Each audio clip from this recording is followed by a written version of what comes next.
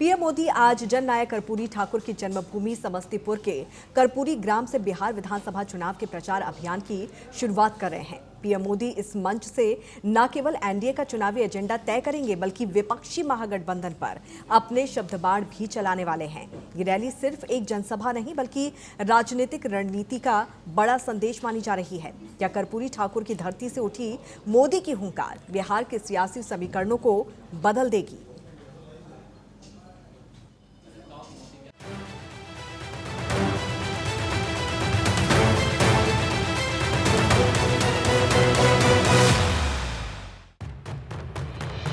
बिहार में विधानसभा चुनावी रणभेरी बज चुकी है और अब सियासी संग्राम अपने चरम पर है।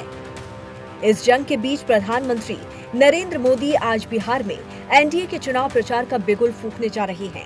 खास बात यह है कि पीएम मोदी ने अपने चुनावी अभियान की शुरुआत के लिए जिस स्थान को चुना है वो महज एक रैली स्थल नहीं बल्कि गहरे राजनीतिक और प्रतीकात्मक संदेश से जुड़ा हुआ है। प्रधानमंत्री समस्तीपुर के कर्पूरी ग्राम जननायक कर्पूरी ठाकुर की जन्मभूमि से शंखनाद करेंगे और इसके बाद बेगूसराय में भी विशाल जनसभा को संबोधित करेंगे। कर्पूरी ठाकुर के गांव से मोदी का ये शंखनाद सिर्फ एक रैली नहीं बल्कि राजनीतिक रणनीति का बड़ा संकेत है। कर्पूरी ठाकुर के गांव से मोदी का ये शंखनाद सिर्फ एक रैली नहीं बल्कि राजनीतिक रणनीति का बड़ा संकेत है। पीएम मोदी जी हां, तो प्रधानमंत्री नरेंद्र मोदी इस वक्त बिहार में हैं और यहां से वो हुंकार भरते हुए नजर आने वाले हैं। लेकिन जो जगह और जो वक्त यहां पर चुना है वो कर्पूरी ठाकुर की जगह को उन्होंने चुना है, उस ग्राम से वो हुंकार भरते हुए नजर आएंगे। इसके क्या कुछ मायने हैं ये जानते हैं। इस वक्त हमारे साथ खास मेहमान भी जुड़े हुए हैं। कंसल्टिंग एडिटर गोविंद ठाकुर जी इस वक्त हमारे साथ हैं। गोविंद जी, किस तरह से देखें इस आगाज को? बिल्कुल, देखिए अंकिता जी, आज जो 24 तारीख से ही प्रधानमंत्री नरेंद्र मोदी ने जो बिहार का महारैली शुरुआत की है, चुनाव प्रचार का शुरुआत आगाज़ किया है, उन्होंने शंखनाद किया है। तो इसमें इस तरह से आप देख सकते हैं कि कर्पूरी ठाकुर के कर्पूरी ग्राम यहाँ समस्तीपुर जिले से उन्होंने किया है और कर्पूरी ग्राम और कर्पूरी ठाकुर ईबीसी के नेता माने जाते थे और उन्होंने पूरी तरह से जातीय जो समीकरण है साधा था। 70 के दशक में इनकी सबसे अधिक राजनीति चमकी थी और बिहार के मुख्यमंत्री भी हुए थे। तो ऐसे में जो बिहार की राजनीति है, आप समझ सकती हैं कि जातीय समीकरण के आधार पर ही 1937 से लेकर और आज अभी तक के आप देखें तो सिर्फ जातीय राजनीति के आधार पर ही विकास को मापा जाता है। तो विकास आप जितना भी कर ले लेकिन जातीय समीकरण आपके पक्ष में नहीं है तो आपकी जीत उतनी फतह नहीं हो सकती है। समीकरण को देखते हुए प्रधानमंत्री नरेंद्र मोदी ने आज आप कर्पूरी ग्राम में जाकर इन्होंने साधा है, मतलब ये है कि इस ईबीसी में कम से कम 100 ऐसी जातियां हैं जो इनसे इंटैक्ट है और कर्पूरी ठाकुर के जो विरासत है उससे जुड़ा हुआ है। तो इस जातीय समीकरण को साधने के लिए ही प्रधानमंत्री नरेंद्र मोदी ने समस्तीपुर से आगाज़ किया है और पूरी जो बिहार की चुनाव है उसमें एक मैसेज देने की कोशिश की जा रही है कि बिहार में ईबीसी, ओबीसी और दलित ये जो वंचित हैं उनके लिए एनडीए ने काम किया है और आगे भी एनडीए ही काम करता रहेगा, क्योंकि जब नरेंद्र मोदी की सरकार ने ही इसको आप देख सकते हैं कि भारत रत्न दिलाने का दिया था और उस पर कर्पूरी ठाकुर को और उनके बेटे जो हैं उन्होंने भी राजनीतिक जो है यहाँ से शुरुआत की थी। तो ऐसे में अब ये साफ साफ जाहिर है कि प्रधानमंत्री की इस जो रैली है वो पूरी तरह से एक जातीय समीकरण को आगे बढ़ाते हुए चुनाव की रणनीति तय करने के लिए एक मैसेज दिया जा रहा है। जी अंकिता जी, बिल्कुल। ऐसे में गोविंद जी, क्या लगता है कि जिस तरह से अब जो जातीय समीकरण साधने की कोशिश कवायद यहाँ पर एनडीए भी करता हुआ नजर आ रहा है, महागठबंधन भी उसी कोशिश कवायद में है, आज प्रधानमंत्री नरेंद्र मोदी की रैली यहाँ पर होने वाली है, तो ऐसे में महागठबंधन में हलचल यहाँ पर साफ तौर पर देखने को मिल रही है। कितना फर्क पड़ेगा मोदी की इस रैली से यहाँ पर? देखिए बिल्कुल, देखिए जिस तरह से 2 दिन पहले ही महागठबंधन की आप तैयारी देखें तो ऐसे आपको लगेगा कि महागठबंधन भी अब किसी तरह से पीछे हटने को तैयार नहीं है। हालांकि जो आप जो वोटर अधिकार रैली के बाद जो माहौल बने थे, उसके बाद जो गैप हुआ था, उससे साफ जाहिर लगता था कि महागठबंधन एनडीए के सामने वह पिछड़ता हुआ दिखाई पड़ रहा है।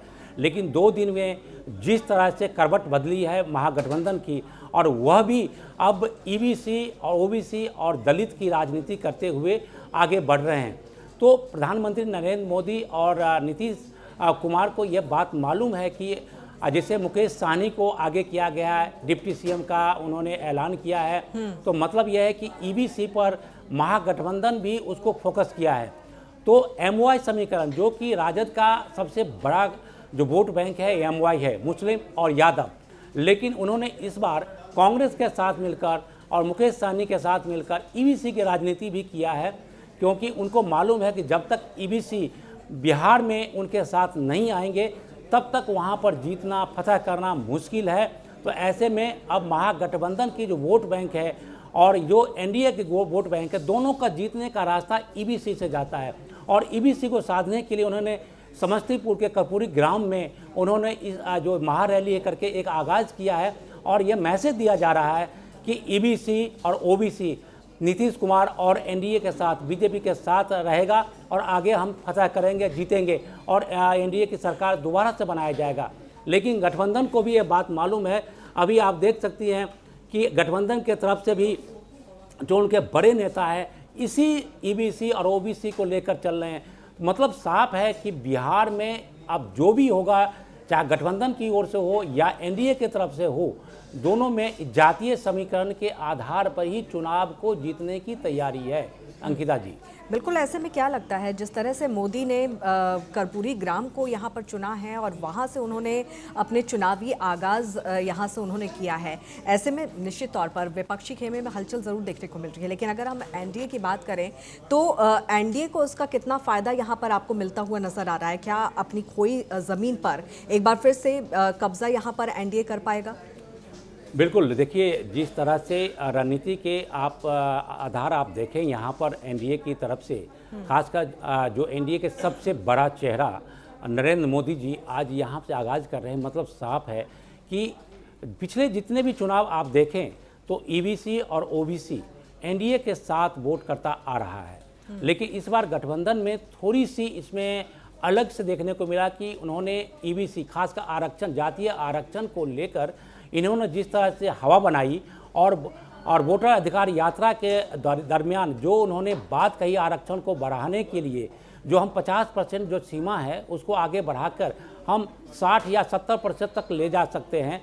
तो ऐसे में अब एनडीए को और खासकर प्रधानमंत्री नरेंद्र मोदी जी को लगा कि अगर इस तरह के जो घोषणाएं की जा रही है महागठबंधन के नेताओं को द्वारा, तो उनके वोट बैंक में सेंध लग सकते हैं।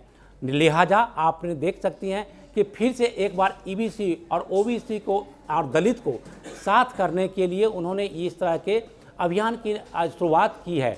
देखिए, इससे पूरी तरह से बिहार में एक मैसेज जा रहा है कि कर्पूरी ग्राम, जो कर्पूरी ठाकुर के कर्म स्थल रहा है और वहाँ पर उन्हें जन्म लिया और वहीं की राजनीति करके वो मुख्यमंत्री बने, मतलब साफ है कि अब उनकी जो जितने भी फॉलोवर है, माने कि मैंने इससे पहले भी अंकिता जी मैं आपको बताया कि ईबीसी में लगभग 100 जातियां की एक समूह है जो कि पूरी तरह से राजनीति पर हावी है और उनके वोट बैंक से ही तय होगा कि आगे की सत्ता किसके हाथ जाएगा।